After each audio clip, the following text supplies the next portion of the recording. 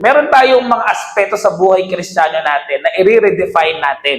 Okay? At napaka-importante ng definition. Bakit? Kasi kagaya ng sinabi dyan, wrong definitions lead to wrong directions. Kapag mali ang definition ninyo sa isang salita, kapag mali ang pagtingin ninyo sa isang salita, saan kayo ililid nun? Imbis na sa success, imbis na sa growth, ililid kayo nun saan? Sa destruction, sa maling direksyon sa buhay. Kaya yan ang pag-uusapan natin for 1 year. I-redefine natin yung mga words, yung mga facets ng Christian life natin na dapat maintindihan natin. And for this afternoon, ang pag-uusapan natin ay yung patungkol sa salitang Christian. Okay, kaya topic natin ngayon, redefine, what does it mean to be a Christian? Tanungin nyo ngayon katabi mo, Christian ka ba? Ayan. So pag narinig natin yung word na Christian, ano ba ang ibig sabihin talaga niyan?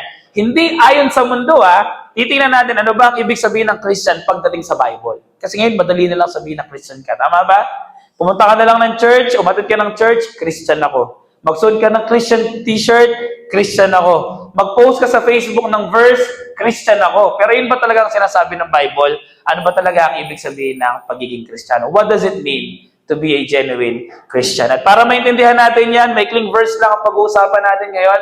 Acts chapter 11, verses 22 to 26. Let me read these verses. And then after this, ay mag-pray tayo sa kapatuloy na tayo sa short devotion natin. Okay? The report of this came to the ears of the church in Jerusalem, and they sent Barnabas to Antioch. When he came and saw the grace of God, he was glad, and he exhorted them all to remain faithful to the Lord with steadfast purpose. For he was a good man, full of the Holy Spirit and of faith. And a great many people were added to the Lord. So Barnabas went to Tarsus to look for Saul, and when he had found him, he brought him to Antioch. For a whole year, they met with the church and taught a great many people. And in Antioch, the disciples were first called Christians. So pray muna tayo. Let's pray. Aming Ama, sa hapon po na to, as we study your word, enlighten us and help us to really understand what is the meaning of the word Christian. And upon understanding what a Christian is, bigyan nyo rin po kami ng boldness, bigyan nyo kami, Lord, ng strength to really apply sa buhay po namin yun bilang mga kabataang Kristiyano. Salamat po. Ito po kami dalangin sa pangalan po ng aming Panginoong Jesus. Amen. Okay, sino dito nauuhaw? Taas nga kamay, nauuhaw na kayo. Nauuhaw? Si Ate Ana nauuhaw. Ana, let's say nauuhaw ka, tapos binigyan kita nito. Sabi ko sa'yo, Ana, nauuhaw ka, inumin mo to. Sabi ko sa'yo, ayon sa label niya, this is a drinking water. Inumin mo? Bakit? Sa tingin mo tubig to? Hindi? Bakit? Yung kulay, pero ang sabi niya sa label, water siya Hindi siya mukhang tubig. Kahit ang sabihin niya sa label ay drinking water siya. Kasi pag drinking water, ready to drink, tama? Pero magda-doubt ka bakit? Kasi iba yung nasa loob. Anong point natin? Minsan, tayong mga kabataan, tayong mga tao, ang sinasabi natin sa panlabas, Christian tayo. Tama? Sabihin natin ako, Pastor, Christian ako I know the Lord, I fear the Lord, I put my faith on Jesus Christ, Christian ako. But the question is this, panlabas lang ba yun? Label lang ba yun? Pero sa loob, pag tinignan ka ng mga tao, nagda-doubt sila kung tunay ka ba talagang Kristiyano. So ngayon tingnan natin, 3 bagay patungkol sa pagiging Kristiyano. According to the verses na binasa natin kanina, ano nga ba ang pagiging Kristiyano? Ano ba ang Kristyanismo? Okay, number 1, Christianity is not a label, it's a lifestyle. Lagi niyo tatandaan to Christianity, unang-una, hindi yan religion. Pangalawa, hindi yan title. Pangatlo, hindi lang yan basta label. Okay, hindi lang yan parang inilalagay natin sa damit natin at nagiging proud tayo na sabihin natin Christian tayo. Hindi lang yan isang status sa Facebook na kapag nakalagay doon anong religion mo, ilalagay mo, you're a Christian. Okay? So more than a label, ang pagiging Kristiyano po ay isang lifestyle. Ito yung buhay. Higit dun sa label na meron ka, dapat ang tanong, ano ba talaga yung nasa loob? Kasi minsan, ito nagiging problem natin. Nagkakaroon tayo ng contradiction. Ang sabi natin, Christian tayo, pero ang buhay natin, hindi. So, speaking of label, di ba? Napansin ko sa mga kabataan ngayon, ang dami ng confusions pagdating sa label. Di ba? Nung bata kami, pag may boyfriend ka, may girlfriend ka, nasa relationship ka. Tama? Kapag lumagpas na kayo doon at nag-propose sa lalaki, ano tawag doon? Mag-fiancé na kayo. Nasa engagement period na kayo. Kapag nagpakasal na kayo, anong tawag doon? Mag-asawa na kayo. Alam nyo, sa ngayon, ang dami kong naririnig Dami ko natututunan sa mga kabataan sa paligid-ligid dyan. Okay? Merong MU. Ano yung MU? Mutual Understanding. I-correct niyo ako kung mali ang pagtingin ko, pero parang ganito ba yon? You like each other, pero mutually, you like each other, pero hindi pa kayo. Tama? Tama ba? Nung bata kami, parang wala namang ganun. Kasi pag you like each other, kayo na eh. Tama? Ngayon, ang daming ganun. Ito, narinig ko pa to ha. Grabe, kinikilig kayo ha. May ka-MU ba kayo dito? Wala naman. Ito, explain niyo sa akin to. Naririnig ko nito. What is, situationship? Ano yun? Ano yung situationship? Ano ba yun? Sa mga kabataan, narinig niyo na yun? Ano yung situationship? Parang ganun din ba yun? Parang MU? Ano yun? Paka-explain. Ano to? Sige, Jeremy, itawin mo. Ano ang situationship?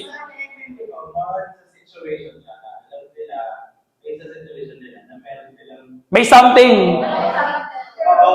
Nag-act kayo na parang kayo, pero hindi. Ganon? Hindi kayo, pero nasa situation kayo na parang kayo. Grabe ang komplikado, no? Di ba? Parang ganito din yun eh. Di ba? Hindi kayo, pero nag-act kayo ng kayo. Gets niyo? Ang hirap. Ang hirap, di ba? Kasi minsan, yung label natin, kumukontra dun sa ginagawa natin. Ganito lang yun, mga kapatid, ha? Pag magkaibigan kayo, mag-act kayo bilang magkaibigan. Friends lang. Di ba? Okay. Kasi dito yung magkaibigan pa lang. Holding hands, date lagi, I love you paggabi. Tapos pag tinanong kayo, ano kayo? Ay, pastor, friends lang kami ha. Meron bang ganun dito? Sinong guilty? Wala? Nakingiti kayo eh. Di ba? Ayaw nyo lang lagyan ng label, pero ang totoo, deep inside, ganun na yung nangyayari sa inyo. Mga kapatid, that's very dangerous ha. Bakit? It's dangerous kasi yung label kumokontra dun sa reality. Lagi natin tatandaan to. Dapat kung ano ang label, yun ang realidad. Ganun din sa buhay natin. Kung ang label ninyo ay Christian kayo, huwag kayong manatili dun sa label lang na Christian kayo. The next question is, ano ang lifestyle ninyo? Kung ang label ninyo, ang title na dinadala ninyo, Pastor, I am a Christian, I'm a Christian youth, isa akong kabataang Kristiyano, the next question is, yung lifestyle ba ninyo ay sumusunod yung sinasabi ninyong Kristiyano kayo? Tingnan nyo dito tingnan natin dun sa verse. Ang sabi dun sa verse, dun sa latter part, dun sa verse 26, latter part ng verse 26, and in Antioch, the disciples were first called Christians. Tingnan nyo ito ang unang event sa Bible na tinawag na Kristiyano ang mga tagasunod ni Jesus Christ. Okay? Nung panahon ni Jesus Christ, hindi pa Christians ang tawag sa kanila. Ang tawag lang sa kanila, disciples of Jesus Christ. Bakit? Kasi nakita ng mga tao na yung mga tao na to, tagasunod ni Jesus Christ. Kaya ang tawag sa kanila, disciples of Jesus Christ. Pagkatapos mamatay ni Jesus Christ at tumakit na siya sa langit, yung mga disciples si Jesus Christ nagpatuloy sa teaching ni Jesus Christ, nagpatuloy sa buhay na pinakita ni Jesus Christ, napansin ng mga tao yun. Kaya ang sabi ng mga tao, ay yung mga tao na to, disciples sila ni Jesus Christ, lagyan natin sila ng label. Lagyan natin sila ng title, tawagin natin silang Christians. Nakuha natin, hindi yung mga Christians yung tumawag sa sarili nilang Christian sila. Ang tumawag sa kanila na Christian sila, sino? Yung mga tao sa labas. Yung mga tao na nakapansin na itong mga tao na to, nabubuhay sila kagaya ni Jesus Christ. And because they are living like Christ, they are Christians.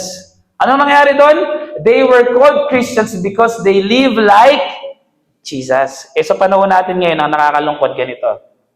You are calling yourself a Christian, but you are not living like Jesus. You are saying that you are a Christian, but you're not reading your Bible. You're saying that you're a Christian, but you are not praying. You're saying that you're a Christian, but you are not enjoying the fellowship inside the church. You're saying that you're a Christian, but you don't have any appetite for the Lord. You don't have any hunger, thirst for the Lord. Mga kapatid, kung tunay na Kristiyano tayo, dapat ang buhay natin kagaya ng buhay ng ating Panginoong Hesus. You're saying that you're a Christian, pero you're living a life na sobrang kakaiba sa buhay ni Jesus Christ. Jesus Christ lives in holiness. Kamusta ang buhay natin? Kung nag-aaral si Jesus Christ noong unang panahon, kung pumasok siya sa regular school, do you think mangongopya si Jesus?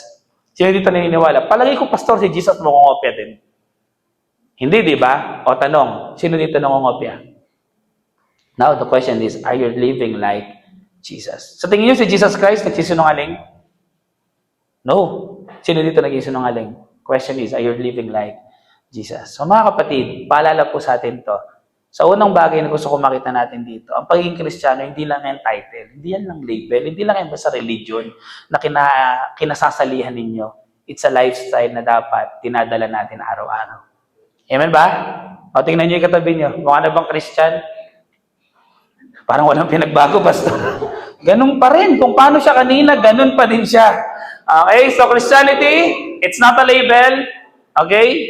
It's a lifestyle na dapat sinasapamuhay natin. Pangalawang bagay na makikita natin dyan, Christianity is not a belief alone. It's following Christ. Now, medyo nag-overlap to dun sa idea natin kanina. Pero to intensify, at makikita din naman natin dun sa verse, pinakita dun na kung merong isang katangian, ang isang tunay na Kristiyano, they follow Jesus Christ. At hindi lang basta they follow, they follow faithfully ng buong katapatan. Tingnan nyo, ang sabi doon, by the way, basahin natin yung verse 22. Para mag-gets nyo kung ano yung nangyari dyan sa verse 23. Ang sabi doon, the report of this, so meron daw chismis. Okay, may report.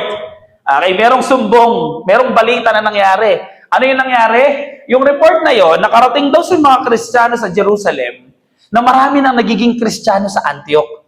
Ganito kasi ang nangyari dyan. Merong isang disciple si Jesus Christ, ang pangalan niya ay Stephen. Etong si Stephen, because of his faith, because of his ministry and boldness to preach the gospel, pinatay siya. He was stoned to death. Pinatay siya, binato siya hanggang siya ay mamatay. At dahil daw sa persecution, yung mga Kristiyano, naghiwa-hiwalay. Okay? Yung baga, nag-scatter sila sa iba't ibang lugar. At merong mga Kristiyano ang napunta ngayon sa Antioch. Ang ginawa ng mga Kristiyano na napunta dun sa Antioch, kasi dun sila nagtatago, they preach the gospel. Habang nandun sila, binahagi nila ang mabuting balita ng ating Panginoon. And because of that, marami daw ang naging Kristiyano. Maraming nakakilala. At yun yung report. Nakarating sa mga Kristiyano sa Jerusalem, na marami daw ang nakakakilala sa Antioch. Kaya tingnan nyo anong ginawa doon, The report of this came to the ears of the church in Jerusalem and they sent Barnabas. Sabi nila, i-confirm mo nga. Punta ka nga dun sa Antioch kasi baka chismis lang eh. Kasi wala pa namang social media dati. Wala pa namang balita, wala pang TV dati para masabi sa kanila kung totoo ba. Ang sabi ng mga church fathers, sabi nung mga leaders sa Jerusalem, Barnabas, pumunta ka nga dun sa Antioch. I-check mo nga kung totoo talaga na marami naging Christian doon. Tingnan nyo kung ano nangyari And they sent Barnabas to Antioch. And when he came and saw the grace of God, tingnan nyo, nakita daw niya na talaga yung grace ni Lord. Talagang nag-apply sa Antioch. He was glad and he exhorted them all. Sabi niya, ang dami na nga talagang Kristiyano ngayon dito. Kaya nagturo daw si Barnabas, nag-exhort siya. Anong sabi niya doon? He exhorted them to remain faithful to the Lord. Tingnan niyo sabi niya, now, na Christian na kayo, ngayon na Kristiyano na kayo, I want to challenge you na manatili kayong tapat, faithful sa ating Panginoon. Bakit? Kasi totoo, minsan, madali lang naman maging Kristiyano sa simula. Kapag komportable ka. Madali lang naman maging Kristiyano kapag wala pang persecution. Madali lang naman maging Kristiyano kapag walang oppression. Pero dito, nakita ni Barnabas na, alam niyo yung pagiging Kristiyano niyo, pwedeng ikamatay niyo to Kaya ang sabi ni Barnabas sa kanila, I want you to remain faithful to the Lord. Nakita niyo? Mahirap talaga maging Kristiyano. Tama ba? Sino dito nahihirap maging Kristiyano? Hindi? Relax lang kayo, no? Ang hirap, ang totoo. Mahirap sa mundong ginagalawan natin ngayon. Lahat ng prinsipyo natin, kinokontra na ng mundo. Lahat ng pinaniniwalaan nating tama according to the Bible, kinokontra na ng mundo. Ang hirap maging Kristiyano minsan. Minsan, ang hirap manatiling malinis sa isang community na lahat gumagawa na ng mali. Tama? Kaya andito ang sabi ni Barnabas, I want to challenge you, all of you, lahat ng followers ni Jesus Christ, kayong mga Kristiyano, I want you to remain faithful to the Lord. Tingnan niyo yung mga Kristiyano dyan sa Antioch, na natili silang tapat sa ating Panginoon. To the point na nakita nga ng mga tao yun. Kaya sabi ng mga tao, yung mga tao na to, yung mga tagasunod ni Jesus Christ, kahit na-persecute na sila, kahit pinapatay na sila, kahit inuubos na sila, they still follow Jesus Christ. Nagpapatuloy pa rin sila sa pagsunod sa ating Panginoon. No matter what, walang ifs, walang buts. Lahat sila sumusunod sa ating Panginoon. Alam niyo, ang totoo, napakadaling maging Kristiyano ngayon. Ang komportable ng buhay ng mga Kristiyano ngayon. If you don't want to go to church, madali lang yan. Pag kinamusta ka ng leader mo, ng life group leader mo, kapag kinamusta ka ni pastor, nak, kapatid, bakit hindi ka nag-church? Ay, pastor, nag-church po ako. Paano? Hindi naman kita nakita sa church kanina. Nasa online ako, pastor. I-check nyo pa, nag-heart pa nga po ako dun eh. Nag-chat pa ako, nag-comment pa ako, Happy Lord's Day. Watching while doing my assignment. Di ba? Ang totoo, ang komportable. Alam niyo ba na ang mundo ino-offer sa atin lahat ngayon para mas maging komportable na tayo. Pero during that time, ang hirap maging Kristiyano. Dati para lang makapag-worship service sila, magtatago sila. Kasi pinapersecute sila eh. Dahil sa faith nila, papatayin sila. Dito wala na mapapatay sa inyo dahil sa faith ninyo. Tama ba? This is a free country. Christian country tayo. Pwede tayong sumunod. Pwede tayong hindi sumunod. Meron tayong kalayaan. Nakuha natin. Pero sa atin, sa buhay nating mga Kristiyano, at makita natin, ang pagiging Kristiyano, walang ifs, walang buts. Dapat sumusunod tayo kay Lord. No matter what. Pastor, kahit mahirap, sumunod tayo kay Lord. Minsan, galing lang natin magdahilan, ang galing lang natin magbigay ng excuses. Pero ang totoo, hindi yun ang hinihingi sa atin ni Lord. Ang hinihingi sa atin ni Lord, obedience. When Jesus Christ said, if you want to follow me, if you want to be my disciple, you must deny yourself, carry your own cross, and then follow me. Walang reservations doon. Lahat ng hinihingi sa atin ni Lord, ibigay mo lahat para sa akin. Yun ang pagiging Kristiyano. Di ba? So, sino yung ganun dito? Sino yung willing kayo na, Pastor, gusto ko ganun akong Kristiyano. Walang ifs, walang buts. Hindi po kapag kinamusta ka, kamusta devotion life mo? Leader, lagi akong puyat kasi ang daming requirements sa school. Ba't hindi ka na nakakadalo ng fellowship? Pastor, kasi kasabay ng ganito, ang daming ginagawa. Ang dami nating dahilan. I'm not saying na hindi valid. Kung valid, go. Okay lang naman. Hindi naman kayo pinipilit, lalo na kapag emergency. Pero kung nagdadahilan ka lang, kayo bahala ni Lord mag-usap. Tama ba? Okay? So, pagiging Kristiyano, we follow Jesus Christ. We obey Him, no matter what. Mahirap, madali, dapat Kristiyano ka. Komportable o hindi, dapat Kristiyano ka. Ang tunay na Kristiyano, we follow Jesus Christ. Sumusunod tayo sa ating Panginoon. Hindi lang siya basta paniniwala kay Lord. It's a life na sumusunod sa ating Panginoon. And pangatlo, I will end with this. Pangatlo, Christianity is not just a moment, it's a commitment. Alam niyo yung mga sa buhay natin, yung mga moments na masaya kayo. Di ba? Minsan may mga ganong moments na, let's say, nagkasabay kayo ng crush mo sa bus, o sa biyahe. May ganun ba? Anong feeling pag yung crush mo nakasabay mo? Third, yun ang feeling. May crush ka na ba? Wala. Liars go to hell. De joke lang. Okay. Halimbawa, gano'n, di ba? Sakay ka ng bus, tapos nakita mo na doon yung crush mo. Siyempre, huwag kang aamin, di ba? Kasi ang unang umamin, talo lagi yan di ba? So, huwag kang aamin. Tapos tinabihan mo kasi wala nang pwesto Wala na kayo. Ayun na lang talaga yung upuan na available. Tinabihan mo, di ba? Yung moment na yun, sobrang ine-enjoy mo, di ba? Yung tipong kahit ang biyahe mo, dito lang hanggang Walter, di ba? Ang ikli lang din, pero mahaba dahil sa traffic Okay? So, halimbawa, ganun lang kabilis. Yung moment na yun, i-cherish mo talaga, i-enjoy mo Di ba? Sarap ng feeling. Tapos parang ayaw mo na, gusto mo nang lumagpas sana. Di ba? Gusto mo nang lumagpas May mga ganung moments di ba? May mga moments tayo na parang yung buhay natin, ang saya, pero minsan maikli lang. Pero ito sabihin ko sa inyo sa buhay Kristiyano, hindi siya laging parang ganun. Hindi siya laging parang bed of roses. Hindi siya laging parang madali. Hindi siya laging nakakakilig. Kaya ang hinihingi sa atin ni Lord, pagdating dyan, ano yun? Commitment.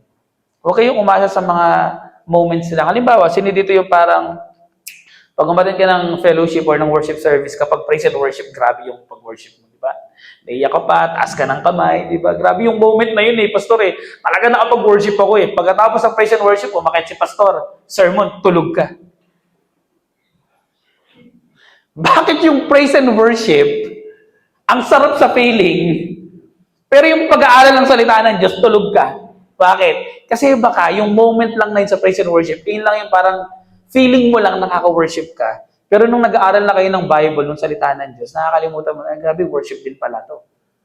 Kasi yung praise and worship, pastor, ang sarap sa feeling Yung pag-aaral ng salita ng Diyos, talagang nakakaantok Kaya nga sa pagiging Kristiyano, huwag ka tumingin lang dun sa feeling, huwag ka tumingin lang dun sa moment na yon. Saka titingin, sa commitment mo kay Lord. Kaya kahit gano'n pa kahaba ang sermon ko, Kahit gaano pa nakakaantok ako mag-sermon, you commit yourself to the Lord.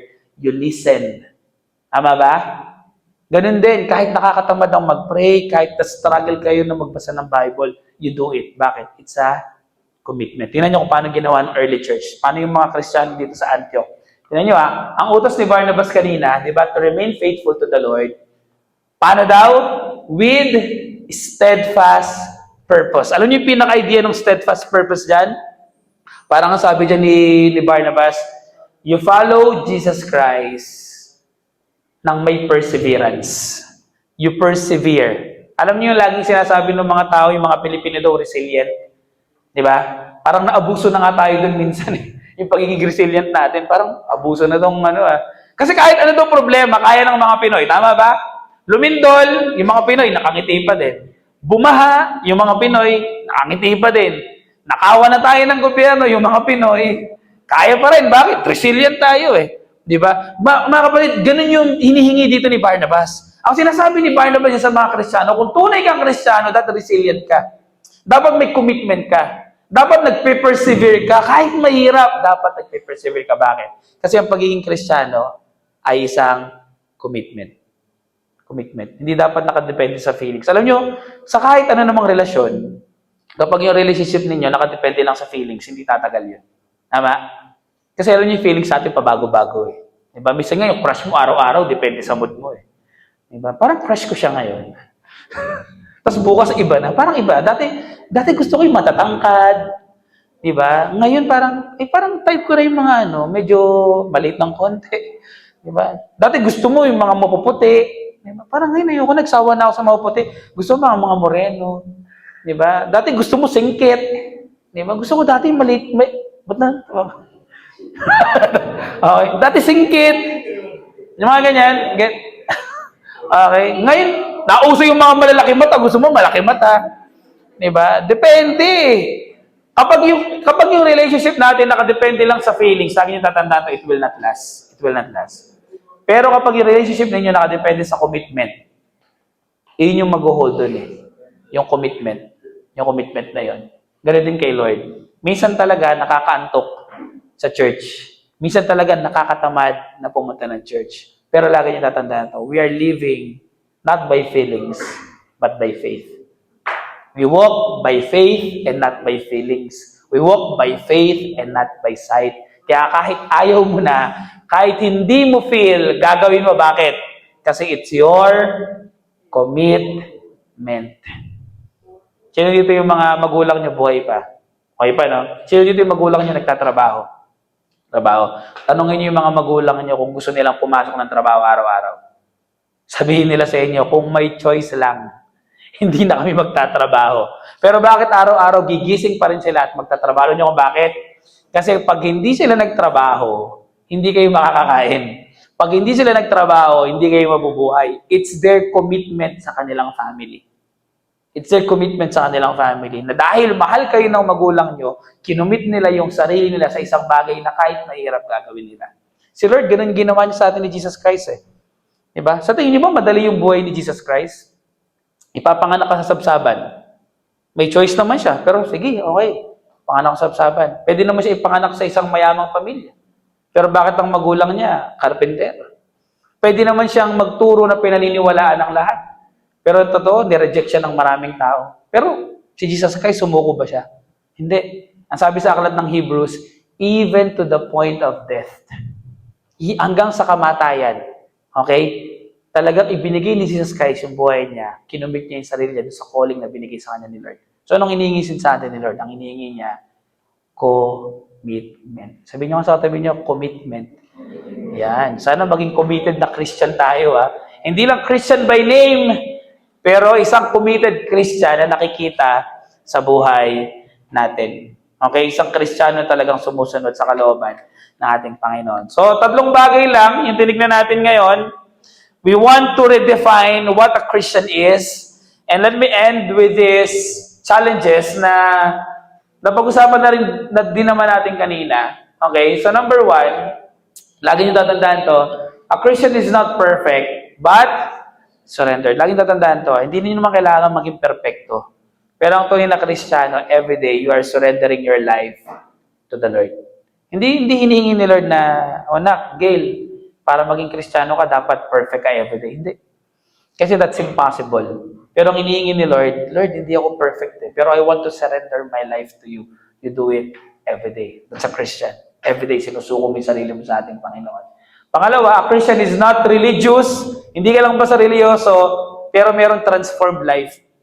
Merong isang buhay na binabago. Alam niyo kung ano yung pinagkaiba ng transform sa religious? Ang religious, you're just doing things out of routine, out of tradition. Ginagawa niyo lang yun religiously. Ba't ka umaattend ng fellowship? Kasi, pastor, sinabi, kasi bahagi ng pagiging YOG, kailangan umaattend Kung gano'n lang yung reason ninyo, mga kapatid, that's religiosity. Pero kung umaattend kayo dito, kasi talagang binago na ni Lord yung buhay ninyo, kaya ako umaattend, pastor, kasi binago na ako ni Lord at na-enjoy ko na talaga yung mga ganitong gawain. Go. Ba't ka nagbabasa ng Bible? Kasi pastor, di ba sabi nyo dapat magbasa ng Bible? Kapag ginagawa mo lang yan bilang tradisyon, bilang bahagi ng buhay mo, that's religiosity. Pero kung nagbabasa ka ng Bible at ginagawa mo yan because you love the Lord, that's transformation. Hindi siya routine, pero bahagi siya ng love natin sa ating Panginoon. At pangatlo, a Christian is not just a tender, but a follower. Alam nyo, hindi kami naghahangad, or si Lord, hindi siya naghahanap ng mga tao na pupunta lang sa church. Ang gusto ni Lord, pag nasa church ka, higit doon, sumusunod ka sa Kanya. Kaya ang tanong ko sa inyo ngayon, let me ask you this question, I will end with this. Attender ka lang ba ng YOG? O follower ka talaga ni Jesus Christ? Kristiyano ka ba sa label lang, sa title, o Kristiyano ka rin sa buhay na pinapamuhay mo araw-araw? I hope every one of us maging totoo sa atin yon, na yung panlabas natin, yung title natin, Christian, at yung buhay natin, Kristiyano din. Huwag nating hayaan na i-define ng culture yung pagiging Kristiyano natin. Hayaan natin na yung Bible yung magsabi sa atin kung ano ba talaga ang isang tunay na Kristiyano. Pray tayo. Lord, salamat po sa salita ninyo. Thank you, Lord, for reminding us na tinatawag niyo po kami para maging Kristiyano. Help us na magpatuloy po sa inyo with commitment, with steadfast heart, desire, na talagang sumunod po sa inyong kalooban. Pagpalain niyo po ang mga kabataan na to. I-bless niyo po ang YOG sa pangunan ng kanilang mga leaders. And this year, Lord, dalhin niyo po kami sa isang relasyon na tama po ang definition at isang relasyon na na-refine dahil po sa aming Panginoong Jesus. Ito po ang aming dalangin sa pangalan ni Jesus. Amen. God bless sa inyong lahat.